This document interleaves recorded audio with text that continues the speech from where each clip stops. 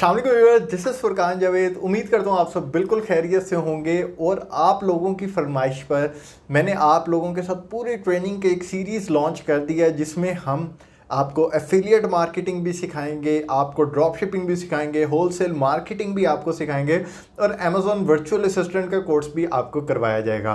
तो अगर आप इनमें से किसी भी कोर्स के अंदर इंटरेस्टेड हैं तो स्क्रीन के ऊपर आपको एक नंबर नज़र आ रहा होगा, उसके ऊपर अभी कॉल करें। हमारी टीम आपके साथ सारी डिटेल्स शेयर कर देगी। आज हम एक और इम्पॉर्टेंट टॉपिक को डिस्कस करने जा रहे हैं ड्रॉप शिपिंग से रिलेटेड, कि ड्रॉप शिपिंग को स्टार्ट करने के लिए हमें कितनी इन्वेस्टमेंट चाहिए, कितने हमारे पास पैसे हों तो हम ड्रॉप शिपिंग को स्टार्ट कर सकते हैं। उससे भी थोड़ा सा पहले आ जाएं। एक तो मैं आपको रफली नंबर बता सकता हूँ कि जी आप इतने पैसे हों तो आप स्टार्ट कर सकें, लेकिन वो एक चीज़ इतनी ज़्यादा अपीलिंग नहीं होती, या उस चीज़ को फ़ायदा नहीं है कि मैं आपको रफली बता दूँ। आपके माइंड में ये चीज़ क्वेश्चन आएगी कि सर उसके अंदर बेसिकली और कौन कौन से ऐसे फैक्टर्स हैं जिनका हमने ख्याल रखना होता है, या कौन कौन सी कॉस्ट इंक्लूडेड होती है।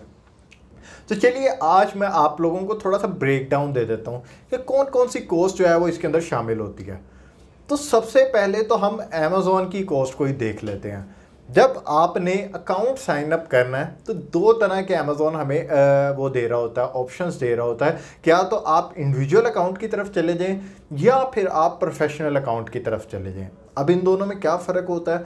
इंडिविजुअल अकाउंट जो होता है उसकी इनिशियली कोई फ़ीस नहीं होती, ठीक है, और उसके अंदर जो है आपको लिमिटेड सेल्स अलाउ होती है, ना आपको उसके अंदर पीपीसी कैंपेन्स अलाउड होती है, ना आप अपनी लिस्ट क्रिएट कर सकते हैं, आप मी टू लिस्टिंग्स कर सकते हैं। जबकि प्रोफेशनल अकाउंट की बात की जाए तो प्रोफेशनल अकाउंट के अंदर आपको फुली एक्सेस होती है। आप पीपीसी कैंपेन्स कर सकते हैं, आप लिस्टिंग कर सकते हैं, आप ब्रांड एनालिटिक्स देख सकते हैं, बेशुमार आपके पास ऑप्शन होती हैं जिनको आप अवेल कर सकते हैं। चलिए अब इनकी फीसेस की तरफ चलते हैं कि इसके अंदर कौन कौन सी फीस इंक्लूड होती है। अगर आप इंडिविजुअल साइन अप करते हैं तो आपको कोई फीस नहीं होती, लेकिन इसका मतलब ये नहीं कि आप फ्रीली अमेज़ॉन के ऊपर काम कर सकते हैं। आपकी कोई भी सेल होगी तो उसके ऊपर अमेज़ॉन आपसे $0.99 चार्ज करेगा, जो कि $1 ही हो गया, ठीक है, हर सेल के ऊपर। और आपको मंथली जो है वो अप्रॉक्सीमेटली 40 सेल्स अलाउ होंगी। तो इंडिविजुअल पे जाने का कोई फ़ायदा नहीं है। प्रोफेशनल की बात की जाए तो प्रोफेशनल के अंदर आप जितनी चाहे सेल्स कर सकते हैं, उसकी कोई लिमिट नहीं है। और अमेज़ॉन आपसे एक ही बार $40 पूरे मंथ का डिटेक्ट कर लेता है, ठीक है। अगर तो आप सीरियस हैं, प्रॉपर काम करना चाहते हैं, तो फिर मैं आपको रिकमेंड करूंगा कि आप प्रोफेशनल अकाउंट की तरफ ही जाएं। लेकिन अगर आप प्रैक्टिस वगैरह करना चाहते हैं कि अभी हम जस्ट प्रैक्टिस करना चाहते हैं, अभी हम प्रॉपरली काम नहीं करना चाह रहे, तो फिर आप बेशक इंडिविजुअल अकाउंट की तरफ जा सकते हैं।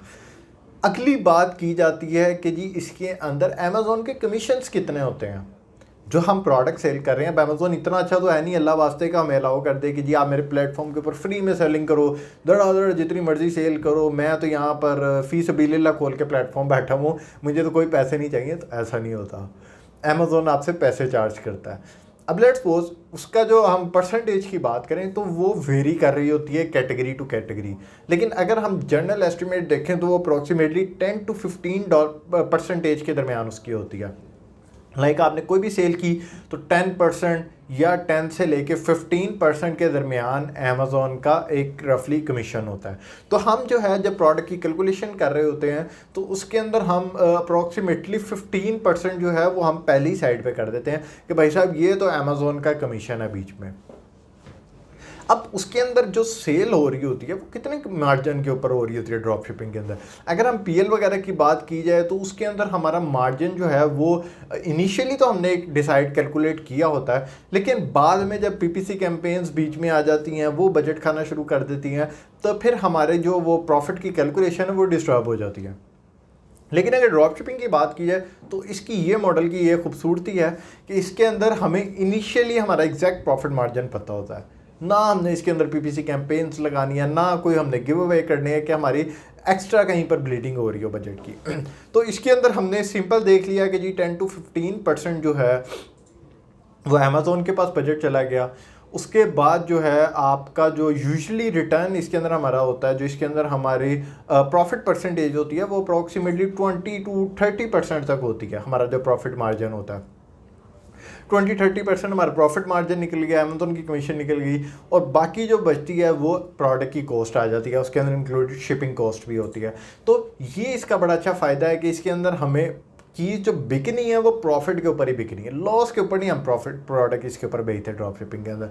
तो आप बिल्कुल मिनिमम रखें कि आप जी 10% आपका प्रॉफिट मार्जिन होगा, और 10% एक अच्छी अमाउंट होती है जब आप थाउजेंड्स ऑफ डॉलर्स के अंदर सेल कर रहे होते हैं।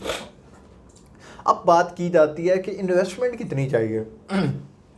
अब डिपेंड करता है कि आप कितना इन्वेस्ट करना चाह रहे हैं। अब ड्रॉप शिपिंग की ये खूबसूरती है कि जितने पैसे आपके पास हैं आप उसी को सर्कुलेट कर सकते हो। लाइक मेरे पास अगर मैं चाहता हूँ कि मैंने बड़े स्केल पे काम करना है, मैं $50,000 लगा सकता हूँ, $30,000 नहीं लगा सकता, तो उसी तरह मुझे उसके अंदर सेल्स के मार्जिन मिलेंगे। अगर मैं $1,000 से स्टार्ट करता हूँ, $2,000 से स्टार्ट करता हूँ, या इवन $500 से स्टार्ट करता हूँ, तो उसके अंदर मुझे रिटर्न्स तो थोड़े आएंगे, लेकिन मैं उसको आहिस्ता आहिस्ता सर्कुलेट करता जाऊँगा। जो मेरे प्रॉफिट मार्जिन आता जाएगा मैं उसको उसके अंदर ऐड करता जाऊँगा, और कल को मेरी सेल्स जो है वो इंक्रीज़ होती जाएगी डे बाय डे। ठीक है, एक जगह स्टक नहीं हो जाएगी। तो हम उसको रोटेट करते जाते हैं, उसी को सर्कुलेट करते जाते हैं, ताकि हमारी इन्वेस्टमेंट बड़ी होती है, और फिर इवेंचुअली एक टाइम आता है जब हमारी जो सेल्स है वो फिर लाखों डॉलर्स तक चली जाती है।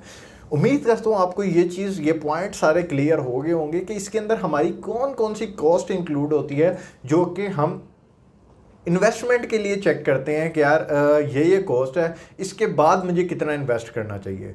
इससे रिलेटेड स्टिल आप लोगों का कोई क्वेश्चन है तो नीचे कमेंट सेक्शन के अंदर आप पूछ सकते हैं, और अगर आप हमारी किसी ट्रेनिंग के अंदर इनरोल होना चाहते हैं तो स्क्रीन के ऊपर आपको एक नंबर नज़र आ रहा होगा, आप उसके ऊपर कांटेक्ट करें, हमारी टीम आपके साथ डिटेल शेयर कर देगी। तब तक के लिए अपना बहुत बहुत ख्याल रखें। अल्लाह हाफ़िज़।